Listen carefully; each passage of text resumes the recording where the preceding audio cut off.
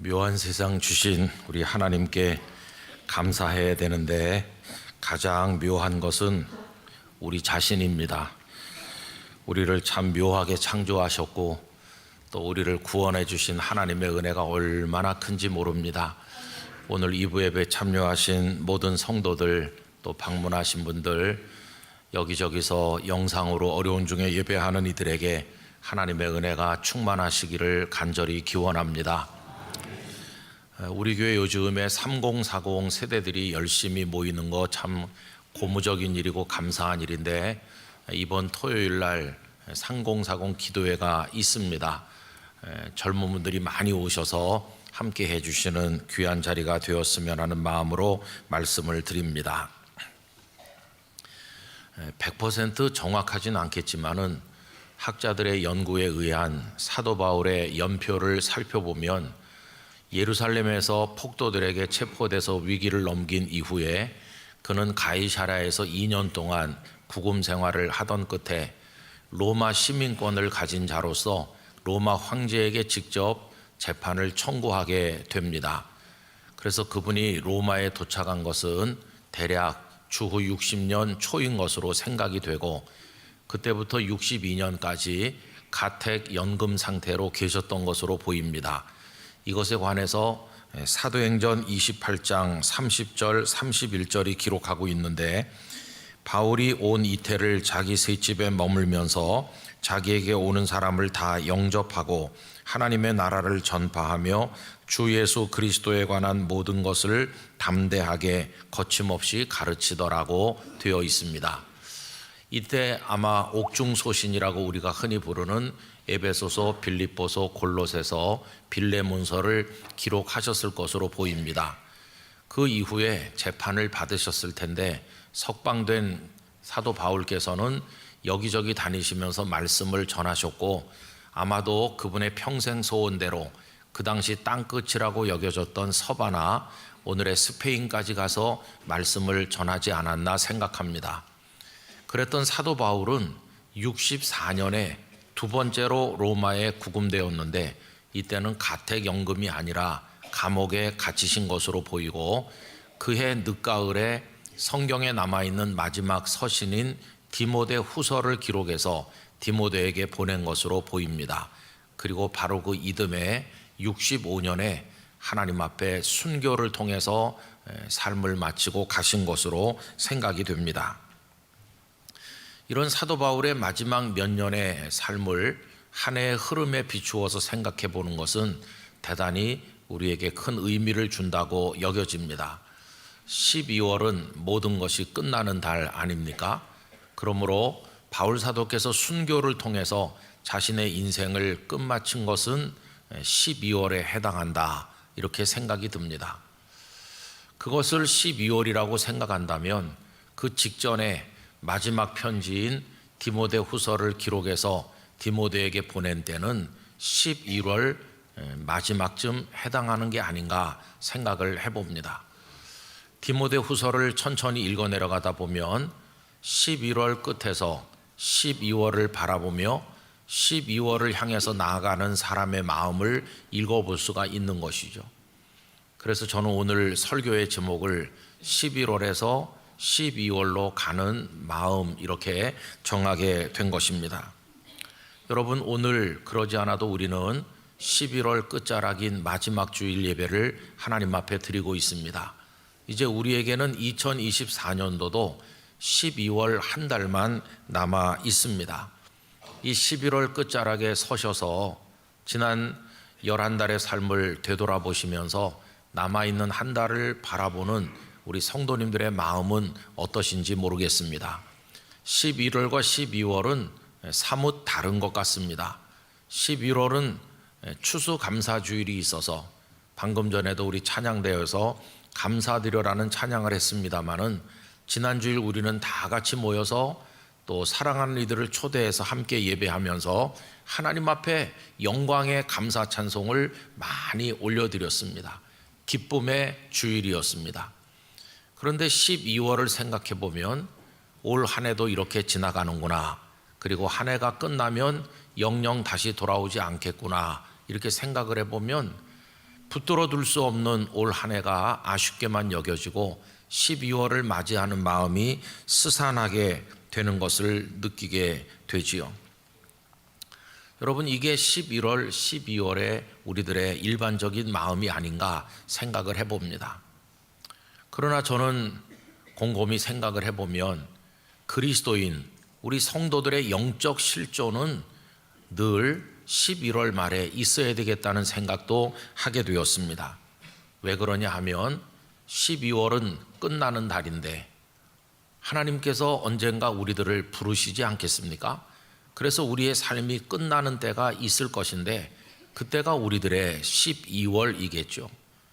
그런데 여러분, 주께서 언제 우리를 부르실는지를 알고 사는 사람이 아무도 없기 때문에 그게 바로 코앞에 왔을지도 모르기 때문에 우리는 11월 끝자락에 있다고 생각하게 된 것입니다. 하나님께서 나를 부르실 날이 가까이 오고 있구나, 이렇게 생각한다는 겁니다. 이게 11월 말을 살아야 할 그리스도인의 영적 실존이라고 생각합니다. 여러분, 만약에 우리가 나는 1월, 2월, 3월을 사는 사람이야 라고 생각한다면 아직도 살 날이 많다고 여기기 때문에 게으르거나 방종하기 쉬울 것입니다.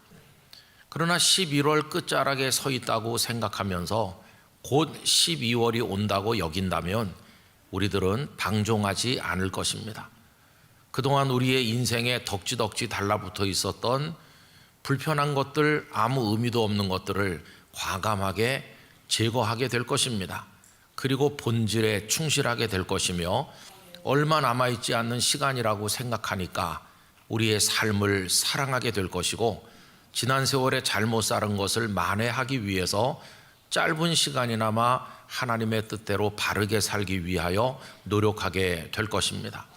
그러면서 얼마 남지 않은 시간이기 때문에 있는 힘을 다 쏟아부어서 찬란하게 그 열정을 가지고 그 남은 삶을 태워서 하나님 앞에 드리기 위해 노력하게 될 테니 바로 그 모습이야말로 깨어있는 그리스도인의 모습이 될 것이라고 생각합니다.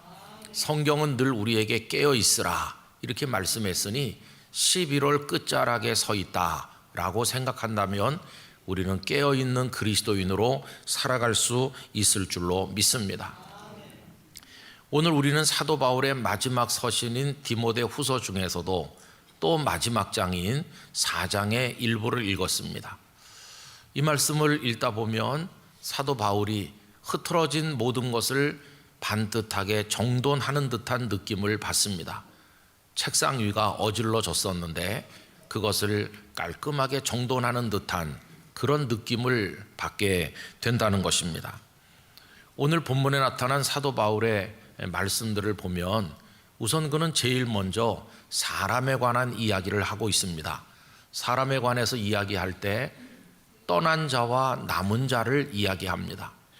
바울 곁에는 많은 사람이 있었는데 어떤 이는 떠난 자였고 어떤 이는 아직 남은 자였습니다. 떠난 자로 제일 먼저 언급된 사람은 데마입니다. 이 데마는 바울이 처음으로 로마에 와서 구류 생활을 할 때 바울 곁에 있었던 사람이죠. 그 내용이 빌레몬서 1장 23절 24절을 보면 나옵니다. 그리스도 예수 안에서 나와 함께 갇힌 자, 이게 첫 번째 로마에 가택 연금됐던 때를 말한다고 생각하는데 그때 함께 있었던 사람들의 이름이 나옵니다. 에바브라와 또한 나의 동역자 마가, 아리스다고, 데마, 누가가 문안하느니라. 여기 데마의 이름이 등장하고 있습니다. 그런데 몇 해 지난 다음에 바울이 두 번째로 로마에 투옥되었을 때는 데마는 그 자리에 있지 않았습니다. 오늘 말씀 10절 앞부분을 보십시오. 데마는 이 세상을 사랑하여 나를 버리고 데살로니가로 갔고 라고 되어 있죠. 데마는 주님을 버렸습니다. 믿음을 버렸습니다. 그리고 바울도 버렸고 그는 데살로니가로 세상의 즐거움을 따라 떠났습니다. 그는 몸도 떠나고 마음도 떠난 사람이죠. 그런가 하면 떠났긴 떠났지만 사명 때문에 떠난 사람도 있었던 것으로 보입니다. 그 사람들이 누굴까요? 그레스게, 디도, 두기고가 바로 그들이죠. 10절 중간에 보시면 그레스게는 갈라디아로, 디도는 달마디아로 갔고라고 했고, 12절은 두기고는 에베소로 보내었노라고 말씀했습니다. 아마 이분들은 바울을 떠나고 싶어 하지 않았을 것입니다. 바울도 보내고 싶지 않았을 것입니다. 그런데 하나님의 복음을 전해야 되기 때문에 나는 어쩔 수 없이 이렇게 있지만 자네들은 가서 하나님의 복음을 증거하게, 그러면서 사명을 따라 떠나 보냈을 거라고 생각합니다. 여러분, 얼마나 곁에 두고 싶었을까요? 보내고 싶지 않았겠죠. 그러나 하나님의 복음을 전파해야 된다는 대의를 위해서 기꺼이 보낸 것입니다. 어쩌면 이 땅에서는 영영 얼굴을 다시 볼 수 없을지도 모르는 상황이지만, 이 땅에서 보지 못한다면 천국에서 만날 것을 기약하면서 그들은 눈물로 석별의 정을 나누었을 것입니다. 아마 이분들은 몸은 떠나지만 마음은 바울에게 남겨두었으리라 생각을 하는 것이죠. 자, 여러분, 그런가 하면 바울 곁에 남은 자도 있습니다. 그 대표적인 사람이 의사인 누가입니다. 오늘 말씀 11절 앞에 보시면 누가만 나와 함께 있느니라 라고 되어 있죠. 아까 우리가 읽었던 빌레몬서에 의하면 바울이 1차 투옥됐을 때도 누가가 그 곁에 있었는데, 이 몇 해 후에 두 번째 투옥 때도 여전히 누가는 바울 곁에 있는 것을 보게 됩니다. 정말 의리가 있고 그리고 신실한 믿음의 사람이었다고 생각을 하는 것이죠. 자, 그런가 하면 이 편지를 쓸 때는 바울 곁에 있지 않았지만 곧 올 사람들도 있었는데, 그 대표적인 사람은 이 디모데 후서의 수신인인 디모데입니다. 오늘 말씀 9절에 보시면 오라고 부르죠. 너는 어서 속히 내게로 오라. 그는 믿음의 아들입니다. 둘도 없이 소중한 사람이죠. 아마도 디모데는 이 편지를 받자마자 만사를 제쳐놓고 바울에게 달려갔을 것입니다. 또 디모데에게 올 때 마가를 데려오라고 말하니 마가도 이제 곧 도착할 사람이죠. 11절 중간부터 보시면 네가 올 때에 마가를 데리고 오라. 그가 나의 일에 유익하니라고 적고 있습니다.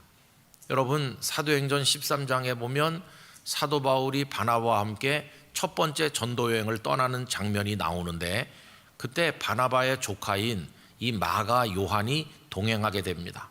그런데 그는 아직 젊었고 믿음으로 끝까지 버틸 힘이 부족해서인지 밤빌리아 버가라는 곳에서 중도 하차하여 돌아오게 됩니다. 그렇게 연약했던 마가지만 나중에는 아주 영적으로 성숙한 하나님의 사람이 되었고, 우리가 읽는 마가복음을 기록한 이도 바로 그 마가이죠. 그는 바울이 1차 투옥되었을 때 그때 같이 있었는데, 그 중간에 무슨 일인지 모르지만은 요 2차 투옥되어 디모데 후서를 기록할 때는 바울 곁에 있지 않았습니다. 아마도 어떤 복음 사역을 위해서 떠나 있었던 것으로 보이는데, 이 바울은 디모데에게 올 때 마가를 데리고 와라, 내게 유익하다, 이렇게 부탁하는 것을 보게 됩니다. 아마 디모데와 마가는 즉시 달려와서 사도 바울 곁에 있었으리라고 생각을 합니다. 여러분, 이렇게 보면 사도 바울 곁에 많은 사람들이 있었는데, 어떤 사람은 떠났고 어떤 사람은 남아있고 어떤 사람은 이제 곧 도착할 것이고, 이게 이제 바울의 인간관계였던 것을 우리가 알 수 있습니다. 성도 여러분, 지금까지 우리는 수십 년을 살면서 로빈son 크루소처럼 무인도에 혼자 산 게 아닙니다. 우리 주변에도 많은 사람들이 있었고 또 지금 있습니다. 그런데 그 많은 사람들이 어떤 이는 떠난 자이고 어떤 이는 남은 자이겠죠. 우리 곁을 떠난 사람들은 어떤 이들일까요? 하나님께서 부르셔서 영원한 천국으로 떠난 이들도 많이 계십니다. 그런가 하면 일 때문에 지방이나 혹은 타국에 짧게는 몇 년 동안, 길게는 수십 년을 떠난 분들도 있을 것입니다. 또 가끔씩은 우리에게 화가 많이 나서 토라져서 떠난 이도 있겠지요. 그들 중에는 다시 돌아올 가능성이 있는 이도 있지만 어떤 이는 영영 다시 돌아오지 않을 사람도 있을 것입니다. 어쨌든 중요한 것은 우리의 인간관계에 있어서 두 가지 가치가 중요한데, 하나는 사랑하는 것이고 하나는 자유하는 것이라고 생각합니다. 여러분, 사랑할 땐 사랑해야 되지만 때때로는 자유하기 위해서 마음을 정돈하는 것도 필요하다 하는 생각을 가져봅니다. 저는 우리 성도님들께서 떠난 이 때문에 너무 마음 아파하고 괴로워하고 슬퍼하지 않으셨으면 하는 생각이 듭니다. 날 버리고 떠나? 그러면서 미워하고 분노하는 것도 그다지 좋지 않다고 생각합니다. 여러분, 떠난 이 때문에 감정의 소용돌이에 휩싸여서 계속해서 고통을 받는 것은 하나님의 뜻은 아닐 것이라고 생각합니다. 우리 마음에 쌓여있는 원한, 그 떨쳐지지 않는 미움과 증오, 그리고 여러 가지 복잡한 감정들, 그 감정의 찌꺼기들을 우리 마음에서 다 씻어내기를 원합니다. 그리고 맑게 정돈된 심령을 가지고 하나님을 사랑하는 삶을 살아가는 것이 성도에게 적합하다 하는 생각을 하는 것입니다. 여러분, 사도 바울도 불편한 마음을 정리하려고 노력한 것을 오늘 본문에서 볼 수 있는데, 그 첫 번째 예가 되는 사람이 구리 세공업자인 알렉산더입니다. 이 알렉산더는 사도 바울을 굉장히 힘들게 했던 사람이고 하나님의 교회를 어렵게 했던 사람이어서 바울의 마음에도 그에 대한 분노가 끓어오르지만 그는 마음을 비우기로 했습니다. 왜냐하면 더 이상 거기 묶여서 감정의 분노의 노예가 되지 않고 자유를 얻기 위한 것인데, 여러분 오늘 말씀 14절 15절을 보십시오. 구리 세공업자 알렉산더가 내게 해를 많이 입혔음에 주께서 그 행한 대로 그에게 갚으시리니 너도 그를 주의하라. 그가 우리 말을 심히 대적하였느니라. 디모데에게 그 사람이 복음을 가로막고 교회를 어지럽히니 너도 조심해라 라고 충고는 하지만 더 이상 알렉산더로 인해 괴로워하지 않기로 한 이유는 주께서 갚으실 줄 믿기 때문입니다. 주님께서 다 알아서 정리하시고 주님께서 다 갚으실 것인데 더 이상 그를 미워하면서 그 미움의 노예로 살지는 않겠다. 이제는 알렉산더라는 사람에게서 놓여서 자유를 누리겠다. 이게 바울의 정돈하는 마음이죠. 또 한 가지가 나오고 있는데 16절에 보면 그를 떠난 사람들도 더 이상 원망하지 않기로 했습니다. 내가 처음 변명할 때에 나와 함께한 자가 하나도 없고 다 나를 버렸으나 그들에게 허물을 돌리지 않기를 원하노라. 여기 변명한다는 것은 재판을 받으면서 자기를 변호한다는 뜻으로 보이는데, 바울이 재판을 받고 어려울 때 사람들이 다 와서 그를 응원해야 되지만은 다 떠났다는 것입니다. 외롭고 힘들었다는 거죠. 섭섭한 마음을 말할 수가 없는 거죠. 우리도 살다 보면 아니 그 사람이 어떻게 날 모른 척 할 수가 있나? 내가 얼마나 자기를 사랑했는데 내가 어려운 줄 뻔히 알면서 어떻게 저렇게 싹 모른 척 할 수 있나? 여러분, 이런 섭섭함이 우리 인생에 얼마나 많습니까? 바울도 그러했다는 거죠. 그런데 방금 읽은 그 말씀은 그들에게 허물을 돌리지 않기를 원한다. 더 이상 원망하지 않기로 생각을 했어요. 그들에게도 사정이 있었겠지. 나라도 그럴 수밖에 없었던 어떤 상황이 그들에게 있었겠지. 이렇게 그들을 이해하기로 했고 다 마음에서 내려놓기로 했다는 겁니다. 여러분, 이건 한편으로는 용서라고 말할 수도 있고 한편으로는 그렇게 해야 바울의 영혼이 고통받지 않고 자유를 누릴 수 있기 때문에 바울은 묶여있는 그런 끈에서부터 자기를 풀어 자유케 하려고 알렉산더와의 관계도 그렇고 자신을 떠난 사람들에 대해서도 다 그 묶인 것들을 끊어내기로 작정을 했던 것입니다. 여러분, 11달을 살고 11월 마지막 주일에 와 있는 우리 마음속에 어떤 사람들로 인한 집착과 미련과 원망과 분노가 계속 끌어오르고 있다는 것은 우리를 참 불행하게 만드는 것이라고 생각합니다. 여러분, 그런 감정의 찌꺼기들 때문에 고통받지 않게 되시기를 바랍니다. 하나님께서는 우리들에게 많은 사람을 보내주시기도 하지만 그 많은 사람들을 데려가시기도 하는 것입니다. 영원히 우리 곁에 머무는 이는 아무도 없습니다. 인간관계의 중요한 가치가 사랑이라고 아까 말씀드렸으니까 우리가 사람을 사랑해야 되고 그 사람을 위해 기도해야 되지만, 그러나 사람에 집착하는 것은 옳지 않은 것입니다. 사랑해야 되지만 그러나 집착하지 말고 놓을 때 우리는 또 하나의 가치인 자유를 누릴 수 있다는 것입니다. 여러분, 다른 사람을 기준으로 생각하지 말고 우리 자신을 한번 보세요.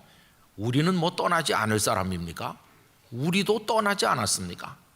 아마 우리도 지금까지 살아온 지난 날을 회상해 보면 누군가가 나를 그렇게 붙들었지만 그가 미워서, 싫어서 혹은 여러 이유로 그동안 우리도 수도 없이 떠난 자가 되었을 것입니다. 우리가 떠났기 때문에 누군가가 얼마나 울고 마음 아파했을까를 생각한다면 남 얘기할 게 없는 거죠. 우리도 떠나는 자니까요.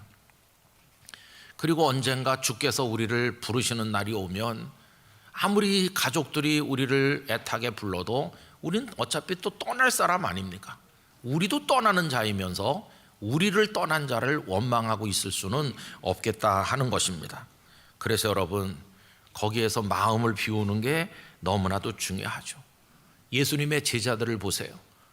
예수님이 떠나시지 않았습니까?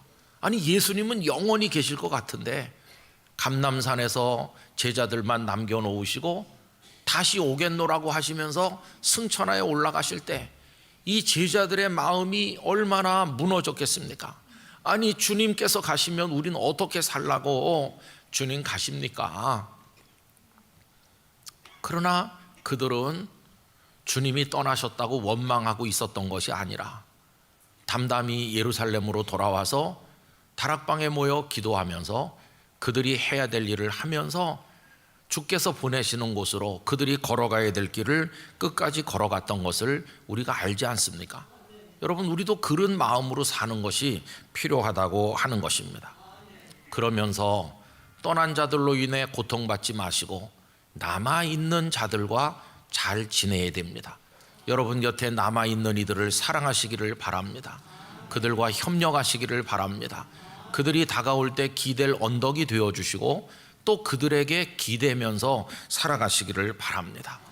나는 체면과 자존심이 센 사람이야, 그러면서 기대는 걸 거부하지 말고, 곧 쓰러지기 직전인데 버티지 말고 가끔씩은 좀 누구에겐가 기대면서 살아가시기를 바랍니다. 하나님께서는 그들을 보내서 우리에게 기대게 만들기도 하시고 또 우리가 그들에게 기대도록 하시기 위해서 보내주셨다는 사실을 기억해야만 될 것입니다. 그러면서 우리 곁에 있는 이들과 함께 손에 손을 마주잡고 같이 주님의 일을 감당하면서 하나님의 영광을 위해 살아가기를 간절히 원하는 것입니다. 사람이 몇십 년을 사는 동안 그 몇십 년을 계속 같이 하지는 않습니다. 그 중에 10년, 그 중에 20년, 부부가 되어서 그 중에 4, 50년, 아니면 짧게 몇 달 이렇게 같이 있다가 헤어지는 사람의 그게 대부분의 모습인데, 그 짧게 있는 동안에 미워하고 그러지 말고 우리 곁에 그가 있는 동안에 사랑하고 이해하면서 함께 주님의 일을 도모한다면 그것을 주님께서 기뻐하실 것이라고 믿습니다. 오늘 읽은 본문에서도 보면 바울은 떠난 자들을 다 이렇게 보내지 않습니까? 그러면서 또 오라고 부르기도 하지 않습니까? 디모데야 오너라, 마가를 데리고 오너라, 이러면서 우리는 같이 이 땅을 살아가는 것입니다. 우리도 나그네요. 우리 곁에 있는 이들도 나그네요. 우리 다 그렇게 나그네 인생을 오가면서 만나 함께 하다가 또 떠나기도 하고 또 같이 있기도 하는 것인데, 우리 성도님들의 인간관계가 하나님의 복을 받으셔서 사랑하면서도 자유하는 그런 삶이 되시기를 간절히 축복합니다. 그리고 바울은 사람에 대해서만 말하는 게 아니라 물건에 대해서도 언급하고 있습니다. 사실 바울이 자신의 사생활을 얘기하는 적은 아주 드물고 특별히 물건에 대해서 언급한 것은 거의 없기 때문에 오늘 본문의 이야기는 아주 특별하다는 생각이 듭니다. 여러분 오늘 말씀 13절을 보십시오. 네가 올 때에 내가 들어와 가보의 집에 둔 겉옷을 가지고 오고 또 책은 특별히 가죽 종이에 쓴 것을 가져오라. 이렇게 물건에 대해서 언급한 게 거의 없는데 이 말씀이 아주 독특하지 않습니까? 여러분 물건 없이는 살 수 없습니다. 옷도 입어야 되고 여러 가지 삶에 필요한 물건들이 참 많이 있습니다. 그래서 그 물건을 소유하는 것 자체가 죄가 되는 것은 아닙니다. 삶에 필요한 물건들을 소유하는 것이 맞습니다. 하나님께서 우리 성도님들에게 인생에 필요한 물건들을 주시기를 원합니다. 그런데 삶에 필요한 물건을 가지는 것과 물질에 대해서 탐욕을 가지는 것은 전혀 다른 이야기입니다.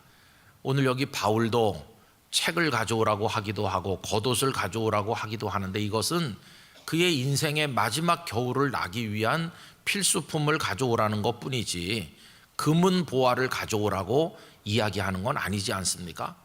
그래서 저는 이 말씀을 읽으면 바울 사도가 마치 미니멀리스트처럼 삶에 꼭 필요한 물건만을 가지고 언제나 소탈하고 검소하게 반듯하게 정돈된 최소한의 삶을 그러나 부족함이 없이 충만하게 살아가는 그런 멋진 모습이 머릿속에 떠오르곤 합니다. 필요한 물건은 가지되 탐심은 버리면서 물질로부터도 자유롭게 하나님 앞에 살아가는 우리 모두가 되기를 간절히 바라는 것입니다. 이 11월 끝자락까지 살면서 얼마나 많은 물질에 대한 욕망, 이 세상의 명예와 권력에 대한 욕망과 탐심으로 우리를 비틀거리게 만들었는지 생각해 보면서 이 끝자락에는 바울의 마음을 좀 배워서 우리도 그렇게 살았으면 하는 것입니다. 저는 이 말씀을 계속 묵상하면서 로마의 감옥에서 다가오는 순교의 그날을 바라보면서 하나님 앞에 기도하는 그 바울의 모습을 떠올리곤 합니다. 그의 머릿속에 지나간 수십 년 세월이 계속 스쳐갔을 것입니다. 하나님께서 내 곁에 많은 사람을 주셨습니다. 사랑하는 가족도, 나를 총애했던 대제사장들과 서기관 같은 유대 지도자들도, 나를 지지하는 사람도 많이 있었습니다. 그런데 주께서 나를 부르신 이후에 나를 지지했다는 사람들은 다 나의 원수가 되었고 또 그 대신 믿음 안에서 아들 된 이들, 형제 자매 된 이들을 내게 많이 보내주셨습니다. 그들의 위로와 기도와 격려를 통해 오늘 내가 여기까지 살았습니다.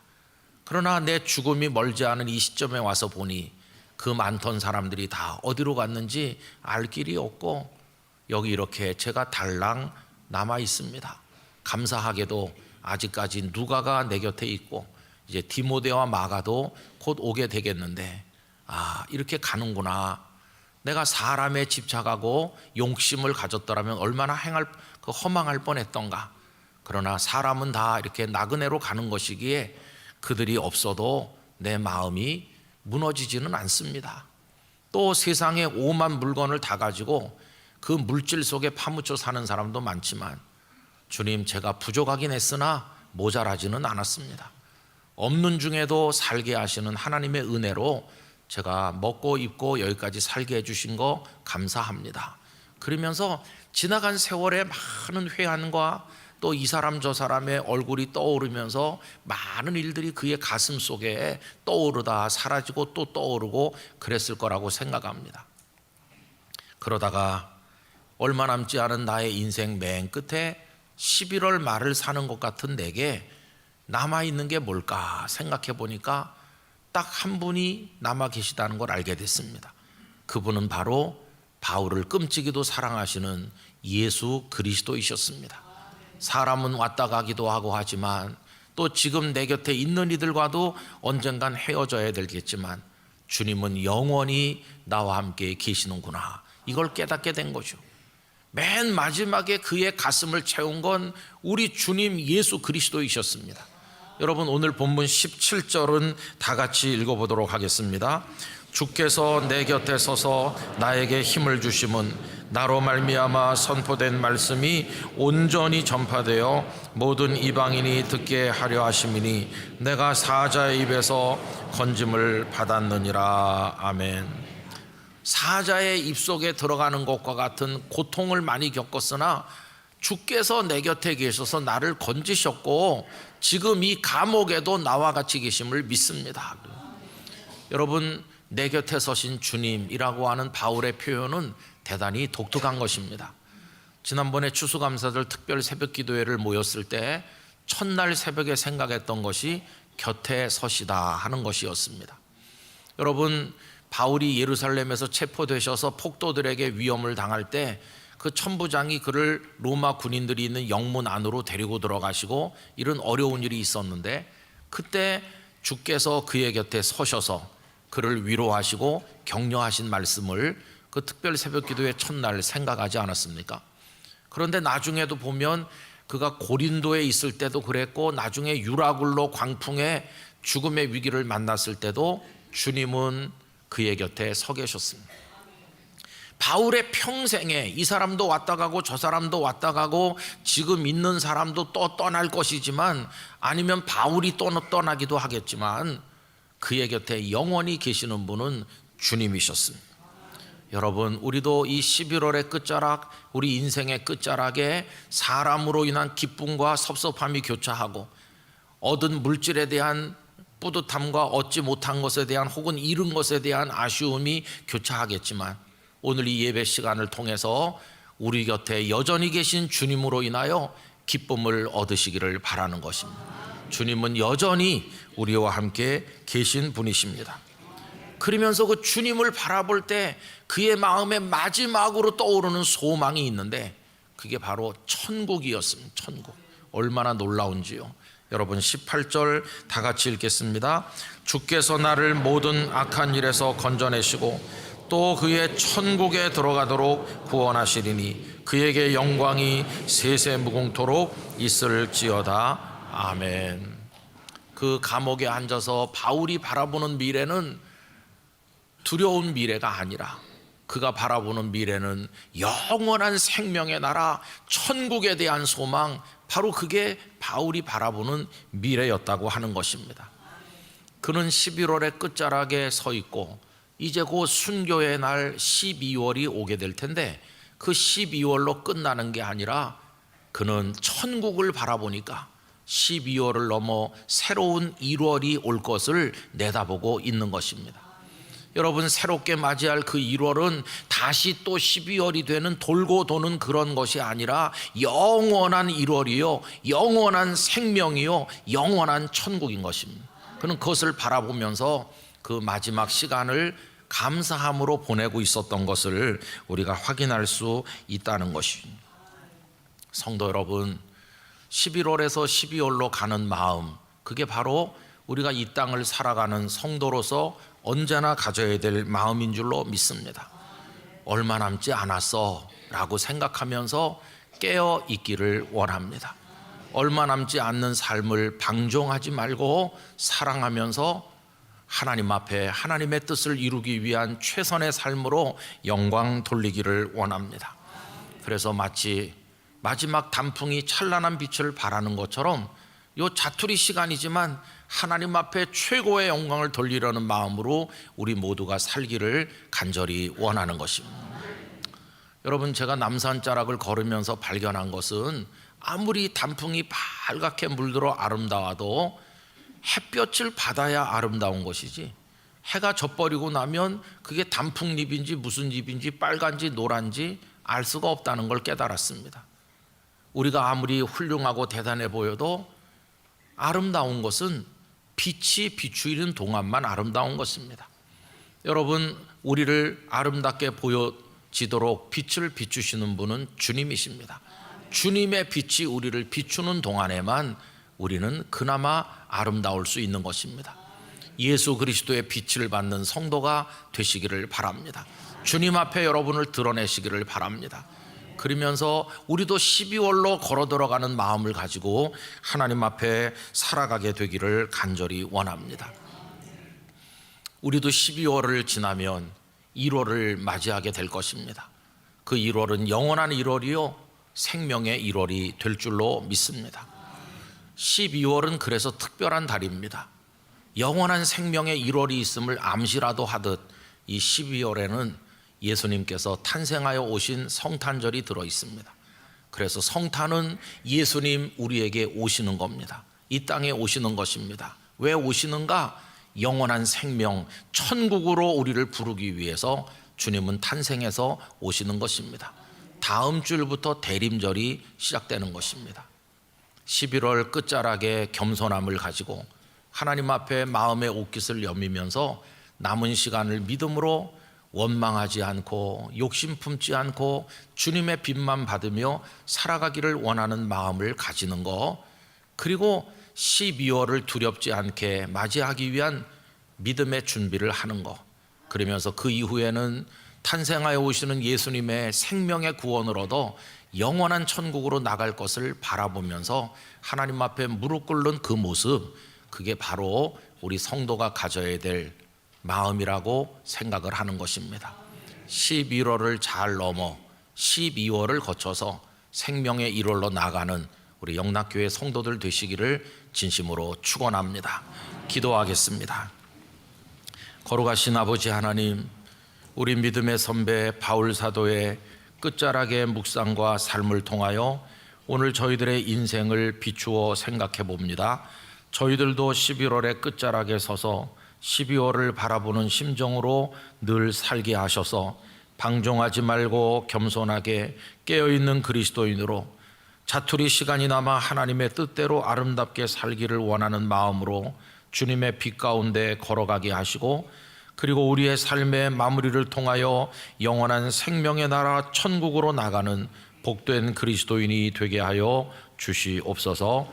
예수님의 이름으로 기도하옵나이다. 아멘.